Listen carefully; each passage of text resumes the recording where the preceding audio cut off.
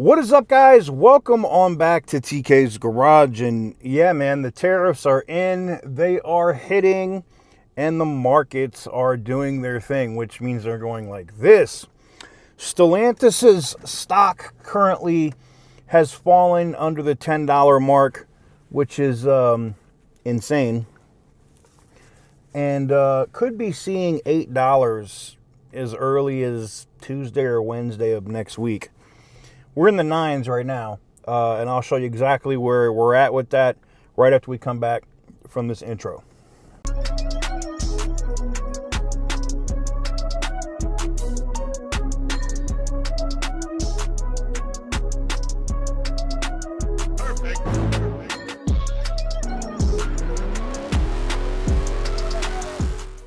So welcome on back to TK's Garage. This is the Stellantis stock currently.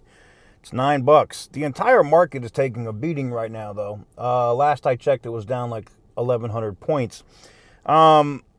Should be expected. China has responded with tariffs. We'll get more into that. But I want to talk about a couple things. We're going to talk about public reaction. I want to talk about what some of the experts are saying. And without further ado, I'm going to roll that first one where we get into auto tariffs, which came in via Fox News, and I'm going to roll that here. Has officially, ahead of the announcement in the Rose Garden at 4 o'clock Eastern time, an hour and a half from now, has officially filed for tariffs on autos and auto parts. Let's bring in our econ panel, Steve Moore, and a former economic advisor for President Trump, and Robert Wolf, a former economic advisor to President Obama. Okay, the conversation continues, gentlemen. In the proclamation, President Trump says this. Again, we just received this. I'm also advised that agreements entered into before the issuance of Proclamation 9888, such as the revisions to the U.S.-Korea Free Trade Agreement of the United States-Mexico-Canada Agreement, USMCA, have not yielded sufficient positive outcomes, okay? It goes on to state that the first 25% tariffs on autos will be collected at 12:01 a.m. Eastern Time tonight or tomorrow morning, depending on how you look at it, April 3rd, okay? Auto parts, 25%, May 3rd. Is the 25% tariff on that will be collected on all foreign auto parts. So, Robert, to you first. You called shotgun. Robert, to you first on this. What should people think about this? I mean, if you're planning on going to buy a car, okay, just use this as an example, this particular tariff. Are you immediately going to see prices go up? Yeah, I hate to say this is not Liberation Day. This is tax day. I can quote my friend Steve Moore, tariffs are taxes. I can quote the Wall Street Journal. It's going to add $600 billion a year over the next 10 years to taxes, not $6 trillion in revenues. I can quote Kevin Hassett, who actually will be in the Rose Garden today as one of the chief economists for the president, who in 2019 called Trump's trade war and tariffs bad for the economy. I mean, listen, this is a tax. If you're going to look at autos just in itself, it's a 25% tax. The auto, when you go buy a car, it's going to be more expensive. All right, so let me get Stephen here. It's going to be somewhere between $5,000 and $8,000. The president has acknowledged there could be some short-term pain. He says this is about bringing manufacturing back to the United States, and this is not an overnight fix. But he does want to get these parts made back in the United States, get these cars made back in the United States, Steve. So Goldman Sachs is estimating that the 25% auto tariffs could raise the price of a new foreign-made car by as much as $15,000. Then there, of course, are the cars that are currently made in the United States. And Goldman is saying that they could see prices hiked by as much as $8,000. Why? Because so many of the parts are sourced from overseas, and they will be subject to these tariffs. So where are you on all of this? Is this a good thing, Steve? Well, I'm glad Robert Wolf is reading my articles. Look, I'm not a fan of the auto tariffs, and I'm not a fan of steel and aluminum tariffs. I think they can be counterproductive. Although the president's heart is in the right place here, Sandra, he really does care about those blue-collar workers and bringing these jobs back to the United States. I think what is more sensible, and I'm headed over to the Rose Garden for the ceremony later this afternoon, is that this idea of reciprocal tariffs, I think, is really interesting. That it is a truism that the United States has the lowest tariffs in the world. And Trump's basically saying it's not fair, it's not a level playing field, and what he's telling these other countries is you better bring your tariffs down or we're going to hit you with these tariffs. And I believe at the end of the day, Robert, that Trump will be successful, and within a month or two, these other countries are going to be forced to treat our farmers, our manufacturers, our construction companies, and others fairly, and that benefits everyone. Yeah, this is really interesting perspective. This is Brian Pavlak, a Pennsylvania steelworker that was on Fox and Friends earlier today. Listen. It's a negotiation tool. I mean, I know that at first the American people, prices, everything's going to go up, but eventually it'll come down. Companies will come back into the United States, and that's what we want to do, and make America companies first. Okay, so supportive of it, knows that it could take some time. Robert, Lisa McLean was on top of the last hour saying this is about bringing manufacturing back, and the investments that we have seen coming back prove that point. Listen. We want American jobs. We want to bring manufacturing here. Let's not forget about how much investment in the short period of time Donald Trump has been president that he has already got commitment to bringing back to the US of A, and that is almost $5 trillion in investments. Look at Apple coming into my home state of Michigan. That's positive news that needs to be celebrated. Did I see you nodding in agreement, Robert? Listen, I'm always supportive of foreign direct investment as well as U.S. firms spending more here. I mean, we spoke about that with Biden, and Steve agreed with me then, too, when in Michigan and Georgia we were building more factories. That's a great thing. But let's be clear. 8 million of our 16 million our new cars come from overseas. We're not making a quick 8 million new products. A lot of the products that go back and forth over the Toronto Bridge aren't being made in Detroit. And by the way, a lot of the manufacturing being done in Vietnam and the Philippines and South Korea, we don't want to necessarily do here. That is a big concern. I think we should be moving towards robotics and other things. Robert, real quick, Steve. You know what people are leaving out of this is that the lead article in the Wall Street Journal, front page on Saturday, Trump is the deregulation president, $1 trillion of savings, the tax cut that he's going to do. Yeah. All these other things are great ways. Now Republicans are talking about raising taxes, Steve. I'm just saying that in addition to the tariffs, he is doing other things that are going to drive these jobs and drive the these whole government factories back to the U.S. All right, there's a lot to it. We've got that, and the announcement's coming up at 4 o'clock. And Steve, you're heading to the Rose Garden. Robert, you've got 5 seconds. Steve called it misguided over the weekend. I hope they let him in the Rose Garden. Oh, dear. Oh, what are you starting there, Robert? Okay. Steve, Robert, appreciate the discussion, and we'll be watching for all of this afternoon. So as you can see here, both analysts are saying, like, it's a negotiation tactic by Trump. Is it going to work? I guess we're all going to have to wait and see. I mean, looking at what I've seen so far, after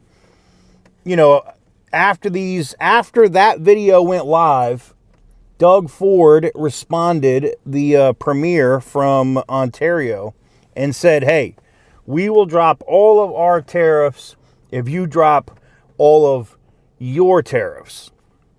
I think that's a great deal, right? No tariffs, absolute free trade. I'm all about it. Currently, right now, the Ontario plant is closed for at least 2 weeks. They were initially saying 3 weeks, but it looks like it's going to be 2 weeks. And same thing in Mexico. Now, I have heard, when it comes to the Saltillo plant, that the 2500 and 3500 RAM was currently suspended. What I'm hearing, and I talked to people that work down there today. They sent me pictures on Instagram showing me that the line is not moving. They're not building anything. So I heard that they were continuing to build the 2500 and 3500 down there, and that they weren't going to be stopping production. But unless they just took Friday off, maybe they did, I don't know. There's nothing running down there today. So I don't know. Like, I'm just going by what I'm being told and the images and stuff I have from the people that work there, and nothing's happening.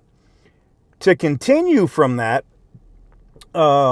there's some more reaction that came in concerning this as of this morning, and I think you guys should see that. I'm going to roll that now. Right now, the Dow future is down sharply as global markets take a big hit in response to President Trump's tariffs announcements. And just moments ago, China announced plans to implement 34% retaliatory, tariffs on U.S. goods starting April 10th. So senior White House correspondent Jackie Heinrich is watching all this. She's a little seasick, and she joins us now. Jackie, tell us the latest. And you have your own landscaper issues, it sounds like. I do. I do. You know, Brian, this market reaction was a shock to everyone, really, except for President Trump, who likened it to a scheduled medical procedure to treat a sick patient. I think it's going very well. It was an operation, like when a patient gets operated on, and it's a big thing. I said this would exactly be the way it is. We have $6 or $7 trillion coming into our country, and we've never seen anything like it. The markets are going to boom, the stock is going to boom, the country is going to boom. And his administration is echoing that line, even as the impacts keep coming. This morning, China announcing retaliatory tariffs of 34% effective April 10th. That, by the way, is exactly the kind of countermeasure that Treasury Secretary said would prompt escalation from the U.S., repeatedly warning against it. The president's aides maintain the strategy will work and the fallout will be short, despite recession warnings from some economists. This will be a short time of uncertainty, and then we'll move back to the prosperity that this president has envisioned, that he is so bold and so willing to fight for. And I couldn't be more proud and stand next to him. The new golden age of prosperity will move in. Now, there are some signs that the president's prescription might work. General Motors announcing plans to boost production of light-duty trucks in the U.S., announcing that it is hiring several hundred temporary workers as the auto industry also grapples with sector-specific tariffs. The renaissance of American manufacturing coming because Donald Trump is bringing them back. He's driving them back. $6 trillion, he said today, he's got committed to America. It's unbelievable. And other countries are also responding. Mexico and Canada both hastening negotiations with the U.S. toward a new USMCA trade deal. Eric Trump posting to X, "I wouldn't want to be the last country that tries to negotiate a trade deal with Donald Trump. The first to negotiate will win. The last will absolutely lose. I've seen this movie my entire life." Meantime, Democrats are sounding off about the inflationary impacts of this plan. In the House, planning to force a vote to try to kill the tariffs entirely, guys. All right. Thank you so Thanks, much. Jackie. Right. Brian? So this just came across, guys. So China officially has retaliated. You know, when you put the fentanyl penalty along with the tariffs issued yesterday, we have tariffed China over 50%. They have just responded. They don't want to be bullied, air quotes. They with the 34% tariffs. They also listed 11 American companies of so-called unreliable entities. And they're going to halt chicken imports, too. Listen, we get a lot more from them than they get from us. Yeah, and drone companies, which a lot of it's going to hurt the defense industry, too, because a lot of the parts that we use, sadly and astoundingly, that our Pentagon uses are from parts and materials that we get from China. So this is a big wake-up call. The other big story is pharmaceuticals are going to be targeted as early as today. Why? Remember, we don't make any drugs here, but yet we use them all. So how do you bring manufacturing back? Well, if you're in Ireland, there's no reason to come here. It's at 0%. But now we're going to start bringing them back as tariffs hit. Lastly, about China, it looks like we're going to tariff third parties that buy Venezuelan oil. Guess who buys Venezuelan oil? China. So they could be hit in the oil pocket, too. Well, Brian, I think the statement that they produce and they're being bullied is comical. They steal products. They use slave labor. They spy on everything that we do, especially if you're a company there, you got to turn over all your data to them as well. And they use that to build up. They're funding some of our enemies as well. So if it's in anything, anybody getting bullied is the United States. We finally, you got COVID as well. Good point, Ainsley. So what we have now is a president that is taking it seriously and taking it to China. Yeah, and Bill Ackman, who is the billionaire hedge fund guy, he said, my advice to foreign leaders is that if you have not already reached out to President Donald Trump, you need to do so immediately. Trump is, at his core, a deal maker who sees the world as a series of transactions. Based on his track record to date with foreign governments, law firms, and universities, he is a tough but fair negotiator. He loves to make deals, and he loves to get things done promptly. Promptly. I expect Trump will reward the early deal makers with fairer deals than those that wait to sit down at the negotiation table, which sounds just like what Eric Trump said. And Donald Trump said, every country has called us. That's the beauty of what we do. We put ourselves in the driver's seat. So I think if you're one of the first few countries that's calling him, trying to make a deal, that's the one that's going to get those countries are going to get the headlines and going to say they're working with the United States. So I think it would be smart if they were doing this. It looks like they might be behind the scenes. So as you can see, General Motors is already moving production back here to the United States on the light-duty trucks. And Silverado production is increasing here in the United States. See, Stellantis is in a bad spot there because their heavy-duty truck production is not here at all. It's all in Mexico. And you know, this is what happens when you put your eggs in one basket, right? If it's not your house, if it's not your home, which Stellantis says they're a European company, right? So it's not looking good for Stellantis. I will say that. The numbers don't look good, and when you add up these tariffs on also where the market is at, I get when Bloomberg and some of these other publications are saying Stellantis could be looking at bankruptcy. I get it. I mean, that's what happens. I mean, I'm not saying that the stock is going to zero. I'm just saying this looks bad. The only thing Stellantis could do at this point is to let Chrysler, Dodge, Jeep, and Ram make announcements. Here's the thing. Even if these vehicles, even if they announce like Hellcats are coming back and other stuff is coming back, you might get some retail investment, right? And that's what Stellantis needs right now. They need their GameStop moment, right? They need people. Sorry, I'm OCD. I saw like a smudge on my screen. I can't do it. They need their GameStop moment. If they don't get that GameStop moment, they're going to be in trouble. I just see it. And here's the thing. John Elkann holds the keys. He could tell Tim Kuniskis now, announce that TRX. And here's the thing. I understand, you know, I told you that there was some events or whatever planned in July for them to announce some stuff. I'm now being told that they could have a new ad that mimics an old ad. Remember the old ad they had with the Challenger going across the field chasing the British? Yeah. We could see that with TRX and Ram trucks on a July 4th campaign as they announce it. So it will be interesting to see if that is the case. We're only a couple of months away from that. But I also know that we don't have a ton of time to get that done, right? Like, you gotta move while you can in the market, get some retail investment to try to pump up your stock price. Because right now, and I get it, it's a bad market, but fans don't care what the market says. That's just how that works. Prime example, GameStop, AMC. I could go on and on and on with retail investment. But not saying that you should invest, by the way, in Stellantis. I'm not. I'm saying Stellantis needs to give people excitement to make them want to invest. And if they don't, because I can tell you right now, this Dodge Charger EV ain't doing it. The Hurricane engine version of the Charger ain't going to do it. I'm just not seeing it. They got to do something, and they got to do it fast.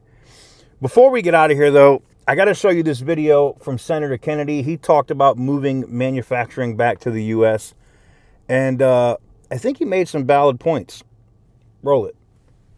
Senator Kennedy from Louisiana, sir, good morning to you. You have said that we don't know the consequences short term, and the long term, you think President Trump is right. You think long term we're dead financially. Here is the other side of all this from Democrats. Roll it. These tariffs are done. They are also cruel, and they are stupid. What is this going to do to American families? It's going to clobber them. And why is he doing it? To reduce taxes on the billionaires. What we're seeing with Trump is not America first, but what's going to be is America alone. Hey, Senator, we size it up for you. What do you think? What's the future hold?